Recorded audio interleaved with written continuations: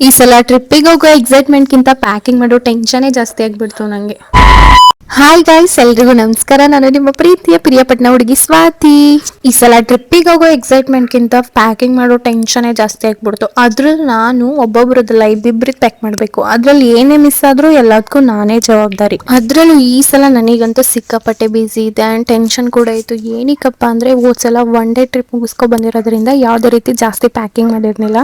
ಮತ್ತೆ ಈ ಸಲ 3 days ಟ್ರಿಪ್ ಹೋಗ್ತಿರೋದ್ರಿಂದ ತುಂಬಾ ಪ್ಯಾಕಿಂಗ್ ಇತ್ತು. ಅದರಲ್ಲೂ ಸಖತ್ ಬಿಸಿ ಆಗ್ಬಿಟ್ಟು ಅಷ್ಟೇ ಅಲ್ಲ, ಮಧ್ಯಾಹ್ನ 1 ಗಂಟೆಗೆ ಪ್ಯಾಕಿಂಗ್ ಸ್ಟಾರ್ಟ್ ಮಾಡೋದು. ನಾನು ಮಧ್ಯಾಹ್ನ 3 ಗಂಟೆ ಆದ್ರೂ ಕೂಡ ಪ್ಯಾಕಿಂಗ್ ಮುಗಿತಾನೆ ಇರ್ಲಿಲ್ಲ. ಅದ್ರಲ್ಲೂ ನಮ್ಮ ಮೌನ ಕೂಡ ಬಂದು ನಾನು ಮಧ್ಯದಲ್ಲಿ ಕ್ವಾಟ್ಲೆ ಕೂಡ ಸ್ಟಾರ್ಟ್ ಮಾಡ್ತಿದ್ಲು. ಅದ್ರಲ್ಲೂ ನಾವು ಹುಡುಗಿರೇ ಹಿಂಗೆ ಅನ್ಸುತ್ತೆ, 3 ದಿನಕ್ಕಿರೋ ಟ್ರಿಪ್ಗೆ 10 ದಿನಕ್ಕಿರೋ ಅಷ್ಟು ಬಟ್ಟೆ ತಗೊಂಡೋಗಿರ್ತೀವಿ. ಏನಕ್ಕಪ್ಪ ಅಂದ್ರೆ ಅದೊಂದಿರ್ಲಿ ಇದೊಂದಿರ್ಲಿ ಅಂತ ಹೇಳಿ. ಇಷ್ಟ್ರಲ್ಲಿ ತುಂಬಾ ಈಸಿ ಪ್ಯಾಕಿಂಗ್ ಯಾವ್ದಪ್ಪ ಅಂದ್ರೆ ಹುಡುಗರದು 4 ಪ್ಯಾಂಟ್ 4 ಶರ್ಟ್ ಹೋಯ್ತು. ಅದ್ರಲ್ಲಿ ನಮ್ ಸಾಹೇಬ್ರು ಬಂದು ಕುತ್ಕೊಂಡಿದ್ಕೆ ಅವ್ರು ಎಲ್ಲೋ ಹೆಲ್ಪ್ ಮಾಡ್ತಾರೆ ಅನ್ಕೊಂಡ್ರೆ ಆ ಸಾಹೇಬ್ರು ಫೋನ್ಗೆ ಫುಲ್ ಎಡಿಕ್ಟ್ ಆಗ್ಬಿಟ್ಟಿದ್ರು. ಫೈನಲ್ ಆಗಿ ನಮ್ ಸಾಹೇಬ್ರು ಪ್ಯಾಕಿಂಗ್ ಮುಗಿದ್ರು ಕೂಡ ನನ್ನ ಪ್ಯಾಕಿಂಗ್ ಇನ್ನೂ ಮುಗ್ದಿರ್ಲಿಲ್ಲ. ಆಲ್ರೆಡಿ ಟೈಮ್ ಕೂಡ ಆಗ್ಬಿಟ್ಟಿತ್ತು. ಅದ್ರಲ್ಲಿ ನಮ್ಮ ಅವಳನ್ ಕ್ವಾಟ್ಲೆ ಕೂಡ ಜಾಸ್ತಿ ಆಗ್ಬಿಟ್ಟಿತ್ತು.